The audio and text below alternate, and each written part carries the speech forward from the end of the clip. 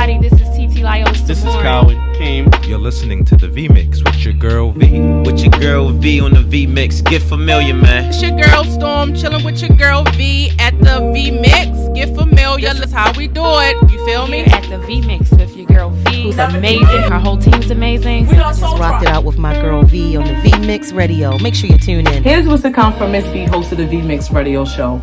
New production, live shows, new events, Volume 3 mixtape. Get familiar. You know you want to get familiar. So send your inquiries and your media material to the vmix@gmail.com, and that's 2 X's. I'm your girl, Miss V, host of the V-Mix Radio Show. What's up now? How you feeling, Miss V? How are you? I'm good. I'm blessed. Happy to have you. Thank you for being here today. Thank you for having me. I first want to say congratulations on everything that you do, all your accomplishments. Thank you. I appreciate that. So, for the people who don't know, I'm your girl, Miss V, host of the V-Mix Radio Show. I am interviewing today House of Diamondz Entrepreneur of the Month. I have your boy Phenymenal. Yeah. Did I say it right? Yes. All right, because I got a thing when I talk fast and get excited, because I'm excited. I've been hearing about you, but I never actually got to meet you. Absolutely. So, hopefully good things. Yeah, absolutely. You're talented. Yes. So for the people who don't know, I would like for you to introduce yourself, because when you go to your page, right, it's just Barber, a little bit of dancing, maybe a few other things, but it's mostly, your artwork. I'm gonna say artwork when it comes to being a barber. So absolutely. The floor is yours. This is your hour. Okay, I appreciate that. What's going on, everybody? This your boy Nye, aka Phenymenal. I am the dancing barber of Baltimore, as well as an actor and choreographer, teacher. And as Ms. V was saying, like, if you do go to my IG page, you do see a lot of my barbering skills, stuff like that. Because to me, dancing is just like a natural born gift. So I found myself always, recording myself dancing and performing. And I was like, all right, let me try something different. So I wanted to highlight a talent that I never knew I had, which was barbering. So that's why I was like, all right, this is clearly hot right now, so let me post this. And it's been getting a whole lot of love. So. All right, so for me, because I want to know, like, House of Diamondz. Let's start off by how I met you and how this interview came about. Shout out to Miss Sonia, House of Diamondz. Auntie, get familiar. 1048 North Brantley Avenue. This is off the dome. I don't know. This is it's not a game, your girl Miss V. But shout out to Miss Sonia. I mean, very, very prominent in the community. I would say. Yes. You agree? Yes. Very prominent in the community. Very active, especially when it comes to entrepreneurship and the youth. So I highlight Entrepreneurs of the Month because she knows a lot of kids, adults, a lot of people just she know everybody's doing big things or good things. She's like in the know. So her and her husband, Mr. Speaks, they're awesome saucems. If y'all don't know, for the people we got talk to the people, But that's you came about, like your name came out. I was like, nah, dude, he got energy. She said yes. He has a lot of energy. So barbering skills. Let's first talk about what's on your page so people can know. How long have you been cutting hair? You said it was how long ago? About 8-9 years now. 8-9 years, and you that nice. Yeah. Look, you that nice? Look, it was a journey, okay? It was definitely a process. If you're not comfortable with failure, don't even step up to the challenge. Because definitely didn't start that way. Are you self-taught? Yes, partially self-taught, and then I wound up working in a barbershop under my older brother, who's a barber, a master barber. And then after that, I just kept, critiquing and going back to the drawing board and perfecting my craft. And it's still not perfect yet. I'm sweating, my top lip sweating again. See, I'm looking for my napkin. Here you go, under my thigh. All right, here you go. I'm sorry, this is live, y'all. If y'all don't know, I apologize. I might gotta edit that out, but. I think you should keep it. That shows. So, okay, my cousins, I got 2-3 cousins that cut hair. They all nice, but 8-9 years nice work. They've been doing it for years, so yeah, they on your level. But you've been doing it only for not even really a decade. From what I've noticed, you start with your own hair? Yes. Because you didn't like the way people was cutting your hair? No, I ain't like the prices. Because I was a freshman paying almost $30 because I had a facial hair, and I wanted that mohawk that was out. So I was like, nah, this ain't for me. Okay. I gotta learn it. So took an internship. Then after that, graduated. And the crazy thing is, I didn't even start in a barbershop. I was still in-house, cutting my hair, my little brother's hair, my cousin's hair. messing them up, making them look all crazy. But They trusted you, huh? oh yeah, a whole lot, and cuts me out in the process. But that's what it's all about. It's a learning process and building that trust and improving your skills. And now you can't tell me nothing. So for the person or the guy or the girl, because we got girl barbers too. So for the people who want to be a barber that didn't get started, like you said, you self-taught, like the prices, like what do you think they should do? Like go out and just get their equipment first? No, I say you should learn the very, very basics first, as in actually going in and watching a barber cut, asking questions, yes, Okay, so intern first. or being an apprentice, yes. Because I thought about what you just said, going out, getting my tools and just jumping the gun, but it's a science to this. You want to be able to go and prepare as far as being sanitary, the chemicals that they use, the cleaning the stations and making sure everything is properly clean, because that's very important. But see, we miss that because all we see is the haircut going on. Absolutely. You gotta look at the behind the scenes, like the actual preparation. So I would say learn the very basics first, and then get the tool in your hand. So learn the basics. So still study, go to school, research. Absolutely, absolutely. Question: do you got like a thing that you great in when it comes to cutting hair? Like you feel like you're an expert in already? Like you I specialize in this cut, or I specialize in designs, or I see now designs. I was definitely gonna say that, but I wouldn't even say I'm an expert at it because I'm always trying to challenge myself. Like I love a client that be like, "Oh, just go ahead and do your thing." I love that. So I'm like, I'm about to go dumb. I'm about to go dumb. So you enjoy doing it? I love doing designs. I hate doing this regular basic cuts. It gets boring to me. It gets boring. Yes, like I love being artsy with anything that I'm doing, and doing designs in somebody's head is where I flourish at. So do you think I need to have at least an artistic eye in being able to cut hair? Like that grows because I didn't have it starting out. I was an artist, but I didn't have that barber eye. That's what I was saying. I'm like, you're an artist, or is this why it's easy for you? Okay. I'm telling you, that's why I say it's a science. Like at first, you would just look at a fade and be like, oh, okay, he just used one guard and then just faded it. No, he had to have a starting line, and then he made a second line, and then he had to blend out that line. Like it's a whole science, and then you'll be able to look at from afar. Okay, the barber went up too high right here on this blend, because you've been doing it for so long. So you develop that eye, and you know what to look out for. And now I can do it from a distance. I can just right off the top, and I never could before. But it's amazing how just being in the barber game, it teaches you so many different things. You just get you get a new like structure on on visuals, on technique, like everything, professionalism. Wow. It's deep. It's deeper than just the clippers. It is. Is like texture of hair, does that come with a struggle or fun, or like let me know about that? Like yes, as far as this is your technique now. Like I was nervous cutting like straight hair. Okay. I was so nervous because it's very, very fine. So if you just tackle it with the wrong guard, you balding somebody.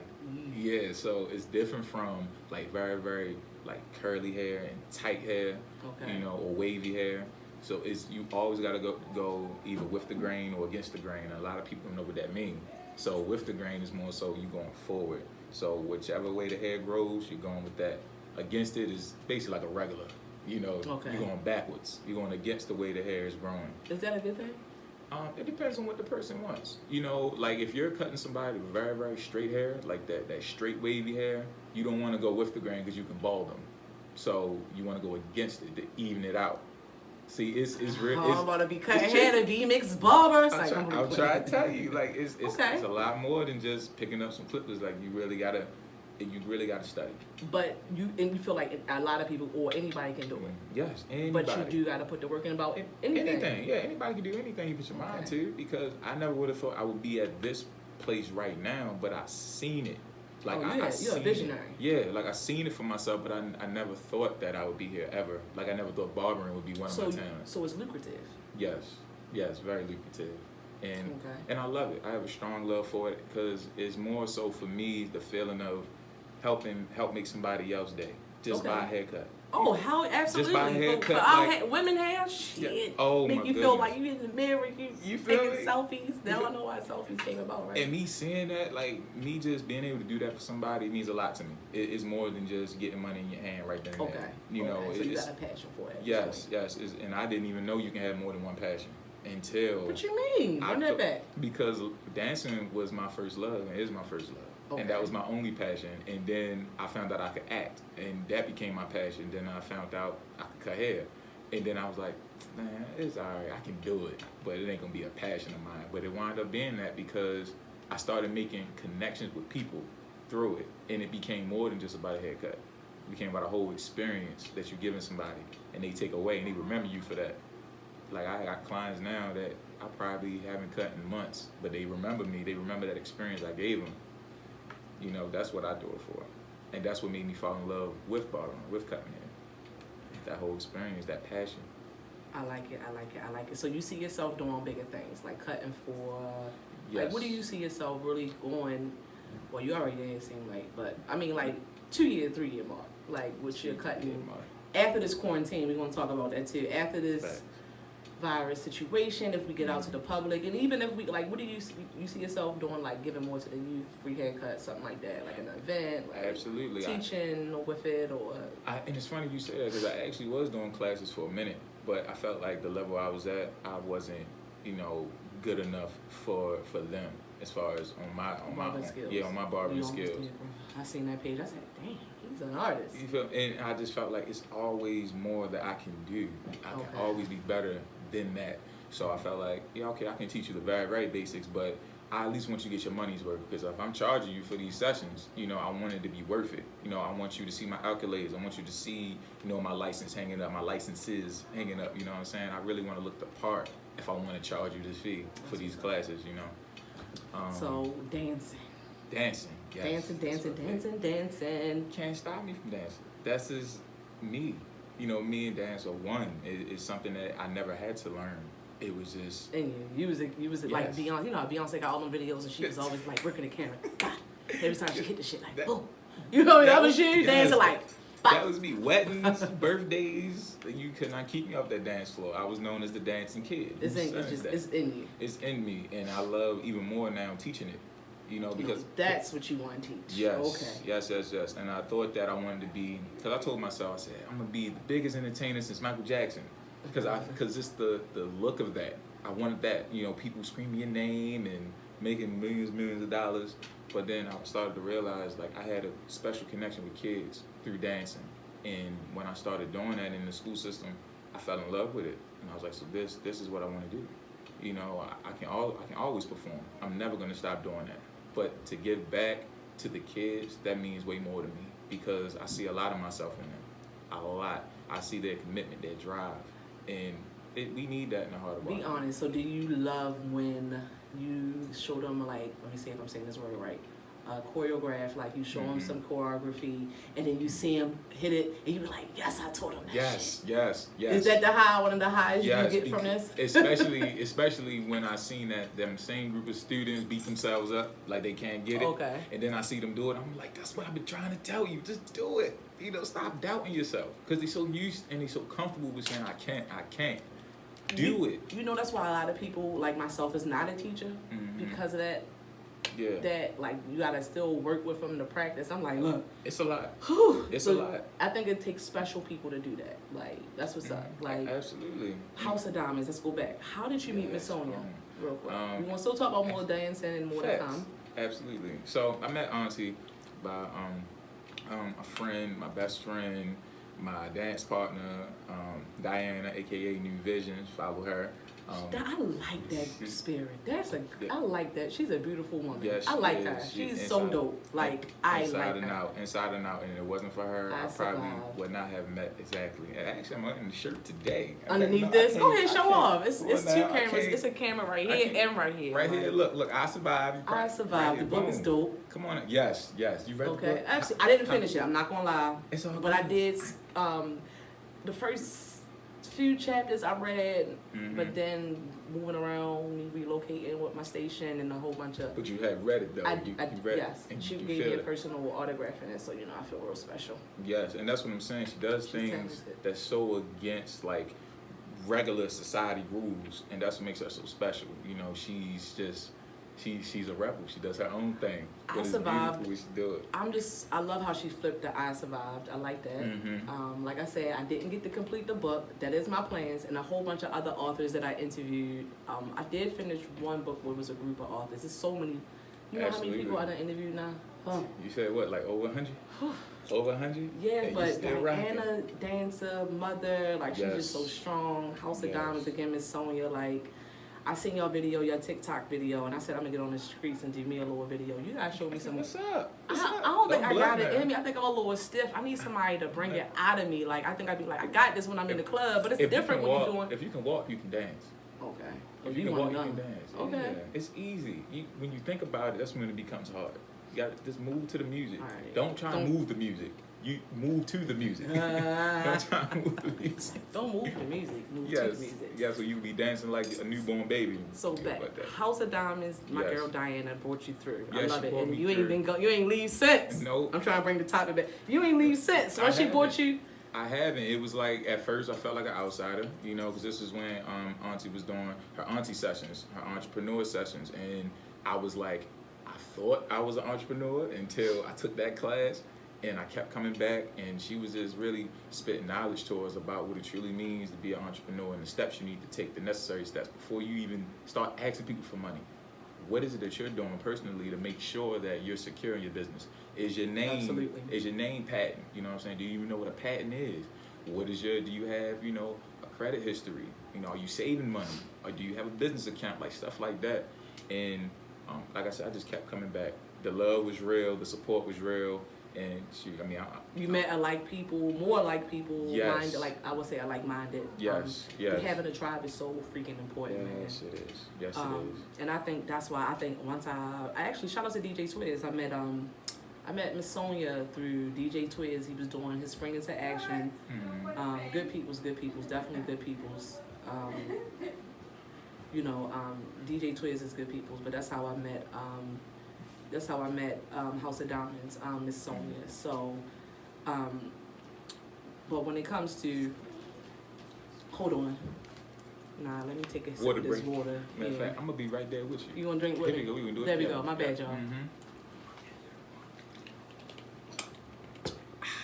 That is. I'm sorry, y'all. I apologize. This is live radio. And this is your girl, Miss V, host of the V Mix Radio Show. If y'all don't know, I'm interviewing your boy, Nah. He is the Entrepreneur of the Month. He's a dancer first. I thought he was a barber first because I went to his page. He's such an artist, so that's why I started off that way. Absolutely. Makes sense. But you met Miss Sonia through. Sorry, I'm trying to bring it back. Met Miss Sonia through Miss Diana. I met Miss Sonia through DJ Twiz. Again, shout out to DJ Twiz. I'm gonna add this, you know, I'm sure. Yes. But yeah, I think I'm gonna just go ahead and we're gonna talk a little bit about this virus. Let's talk about I'm surprised you came out, even though we shouldn't put this out there. We got a curfew. We about to wrap this up, but I'm surprised you came out. Man. How you feeling about it? Are you? I still feel like we got to take precaution. I don't feel like it's not nothing that we need to not be serious about or, you know, focus about or making sure that we abide by the curfew. Like we supposed to do what we supposed to do and gotta do. But how do you really feel about the virus? Oh man, I'm gonna tell you something. I'm the type of person that I know that everybody has a time they're supposed to be here, and I'm a firm believer in God. And my thing is, God has the final say. Of course, I'm gonna take the proper precautions, but at the same time, it's not gonna take the government to tell me, oh yeah, you should be taking very good precautions, making sure you're staying clean and everything like that, when I was already doing that before. Why does it take the word of the government? Now all of a sudden I want to think about being safe and clean and not being trifling. You're still going to have people, even after all of this, that's still going to do what they want to do. It's all on you. And my thing is, if I can do what I'm supposed to do, I don't got nothing to worry about. If I'm quarantining, if I'm taking care of my health and stop putting all this junk food in my body and slacking, you know, then I'm good. I don't have nothing to worry about. So I don't feel like anybody else should. Just take care of yourself. That's the bottom line. Take care of yourself. I really agree with you 100%. And it's so funny because when everything was happening, I was like, oh my gosh, these are like alcohol. Like, Yeah. I take showers, right? This is prior to everything that's going on. I always wipe my body down extra with the alcohol after I get out the shower because of the chemtrails. Yeah, I'm woke. So I would like, and then besides, I saw my family used to always use alcohol on their body and you know wipe themselves off and prep themselves with alcohol. So that's something like you saying that it was every day. That's something that I was already doing. So now when I go to the stores and the alcohol isn't there, and I'm like, yo, this is what I was doing. Like, oh my god. So I'm Exactly. feeling it in that way because everybody's in a panic, and sometimes energy shift to you. You like, oh my God. Like, I know these are the things, like you said, I was always giving myself distance from people anyway. But it's like now, like, people was taking precaution to do that. I was doing that, like you said, before. Yeah, like, way I used to before. hate people in my space prior to that. Like, oh, give me some distance. But now that this is happening, you like, why y'all gotta wait till the government tell you? That's what I'm saying. So I'm just having a moment. Yes, you just bought it. You said everything. I've been feeling and saying. I'm just like, yo, you should have been practicing or doing these things anyway with your health. And yes, because I just want to. because my thing is, it's too late. You know, it's too late to all of a sudden want to wake up now because you already got health problems. But my thing is, if you really wanted to fix your health, you would have been done it before the government even mentioned a virus.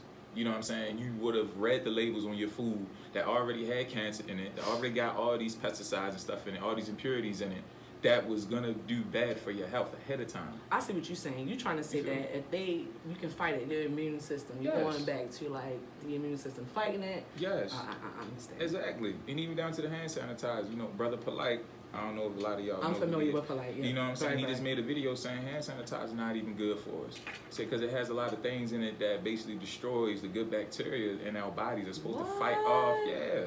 It has something in it, and he said something else had the same type of effect to it too. But he was saying that hand sanitizer, it breaks the last layer on our skin, and which leaves us more vulnerable to get diseases and viruses and stuff. So he said the more you keep using that, you just stripping away, you know, the protectant, you know, from your skin. So he said the most natural way to do it is to get some lemon, get some aloe vera, use the little clear stuff from the plant, put that inside a container, and get some apple cider vinegar. Shake it up, you good to go. I got all that in the house. See, and a lot of the natural things we need is right in our homes, and we don't know. I got all that in the house, and like you said, I was already taking ginger, and you know, Miss Sonia, she always pushed sea moss, crown moss, elderberry, south sap, that honey and turmeric. I've been on it every single day, and I feel great. I feel amazing. That's why I said I'm surprised it came out. I was like, you know, I was about to make this online thing. Look, I feel good. Look, ain't no government gonna stop me from having person-to-person interactions. Do you think interactions. it's gonna get to that point though? Nah. Like I cut you off. I know. I'm sorry, but do you think it's gonna get to that point? I don't know. I feel like if it's gonna take the government to make up your mind for you versus you having your own mind, then you need to do some more self-evaluation because I don't want them to shut down everything because I'm blessed. We got the market still open. Our water is clean. And that's another thing. I'm grateful, and we gotta be, you know, like you saying, we gotta take precaution. But however, these are the things that we should have been doing. Just sad. I just gotta run it back. It's for just the common people who sense. don't know where we going with this. Okay. But that's another thing. You mentioned, you know, the grocery stores and the pharmacies and stuff are still open. My thing is, you still sending essentials to work, but you just said shut everything down. So is it really that serious? Because I had a disagreement with a friend of mine, and I was just like, if you really think about it, if it was really that serious, if this virus was quote unquote so deadly, nobody would be outside. Nobody for no reason. That's true. Pooh the check. Pooh trying to pay your bill. You know what I'm saying? Pooh. I can say Pooh, right? You can cuss. Definitely you can cuss. Forget that. Look, I'm trying to get straight with the Lord, so I ain't trying to do too much cussing. You know what I'm saying? God damn it. Amen. Amen. But no, like for real though, I just was looking at that. I was like, you still like people are still going to work. Just because you're a doctor, just because you know you work in a grocery store, don't mean you're protected from the virus. You still can get it. You still have to leave your house. It is kind of like backwards. It don't make sense. It's way backwards. And then you still got police officers out here patrolling. Like, they're not protected from the virus neither. They still pulling people over. You know what I'm saying? The firefighters still outside. They're still not protected. So how serious really is this virus? Y'all got the numbers. Y'all keep telling us every time how many people died. How many more states got it?